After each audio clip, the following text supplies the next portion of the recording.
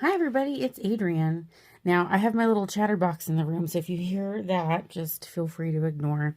We're going to be doing a little video today. I have an alteration that I'm doing that's one that's super common, and I wanted to share this with you in case this is not one that you have seen before or know about. So what I have here marked out is a section of tulle that I'm going to make into a detachable panel at this plunge neckline for this bride. She wanted just a little bit more coverage up in here, and this is the best way to do it. And she wanted to be made detachable. Now there's a variety of reasons why someone might want this to be made detachable, and we can kind of chat about those as we're carrying on here. But for right this minute, I'm going to go ahead and mark where I have these lines pinned, and I'm going to detach this now.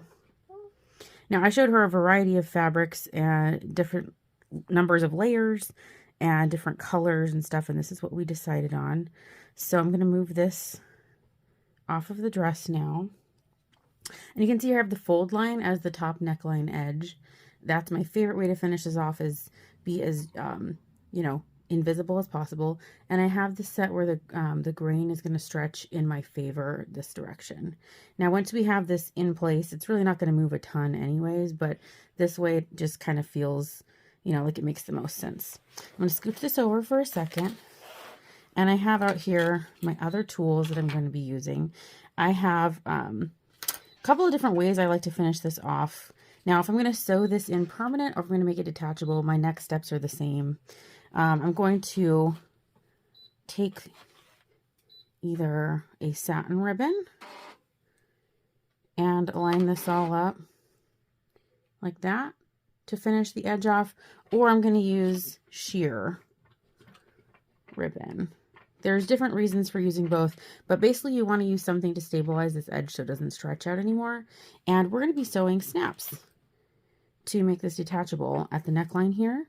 So I want to have something that's going to bulk up this edge a little bit to accept the snaps to be sewn on. Because if you don't have anything, it's really, really hard to just sew snaps just directly onto tulle out of nowhere. I think I'm going to opt for the satin ribbon just for the sheer fact that I have more of that right now than the organdy. The organdy is kind of getting harder to find with a good edge on it, so I'm going to save that. I'll pull off a good length of this, and I'm just going to take this over here, and what I want to do is lay my ribbon down like this, and you can pin it if you want, or you can just kind of get onto it, whatever's comfy for you.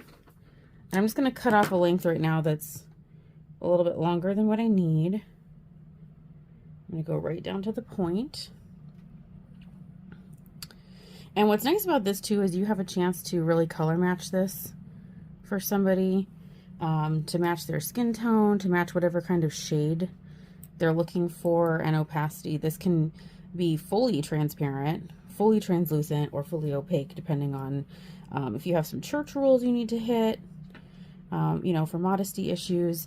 And then they can take this off for partying later, so that's kind of fun. Okay.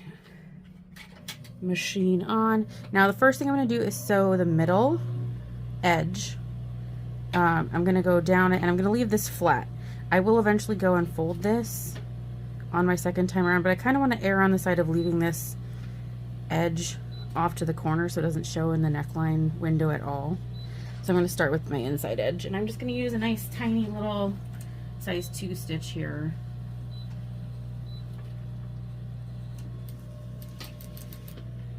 Sew it in there.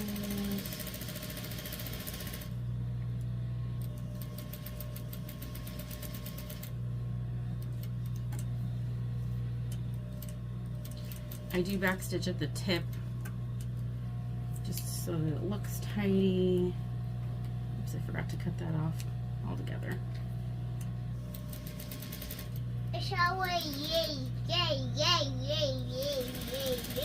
Really?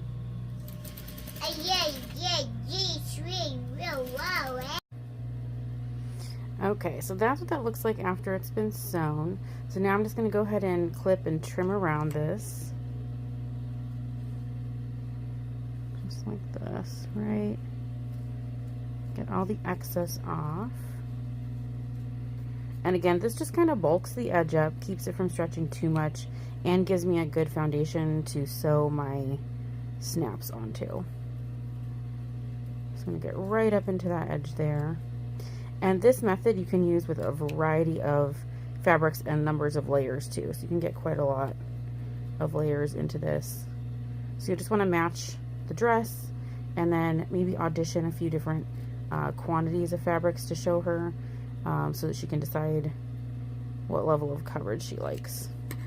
Now the bottom edge here is hidden inside. And I don't want to hit it too hard with the lighter because I don't want to make it itchy. Okay. So now what we're going to do is lay this back inside the dress here. See how cute she looks? We're going to lay this back inside and we're going to kind of lay out our snap placement. And this little bit of snap that it has is so nice. Again, you're wanting to work with the grain of the fabric, so it just lays beautifully in place. Okay. Now this one I'm going to do one at the bottom, one each at these top edges, and then I was just going to try to do one in the middle, but I feel like I like the spacing of 2 more in there. Let me turn this off now. It's always tough because like I feel like clear snaps are not easy to find, and I want to be judicious. I don't want to use too many, but you know, if we need a few to get the job done, then let's do what makes the most sense. Okay, so I'll do each side just like that. And then the other thing that's super important when you're adding snaps onto something is to consider which side you're putting where. So when she does take this out, I don't want to use the male side, the side of the nubbin, because then that'll all be poking into her skin. So on the dress itself, I only want to sew the flat side, which is the female side. So this is what I'm going to sew onto the dress, and then the male side is going to sew onto the actual detachable piece itself. So that way it's nice and smooth against her when she goes to take that off eventually. Okay, so I'm just going to transfer. And you can measure these out perfectly. I don't mind if they're not exactly perfect, as long as they match up to themselves. I almost think it's better because you can't like snap the sides or anything weird like that. Okay. Let's grab this. I'm gonna get our centers all marked on these. Okay. And then as far as the cost on these, there's a couple different ways to price it depending on what you're doing. Sometimes I charge more if it's a standalone item. If they're just coming in and they only need this one thing, I will charge higher. If it's grouped with a couple of other things that I'm doing, you know, sometimes I'll let that play a factor. I think it's fine to just charge whatever you need to charge as far as how long it takes you to get the job done. So these usually run, I would say 75 to 125. I feel like is kind of a normal range for these. Again, based on how long the auditioning of the fabric takes and how many pieces you're using and all that stuff. It's not a ton of material, but as you can see, there's a lot of snaps to sew on. So basically I'm going to be sewing snaps onto the dress in all of these locations like that. And then I'm going to be sewing on the reverse side all the other pieces here. So let me get these sewn on. I don't think you want to hang out with me on camera while I do that. That's probably super boring. So I'm going to do that really quick and I'll be right back.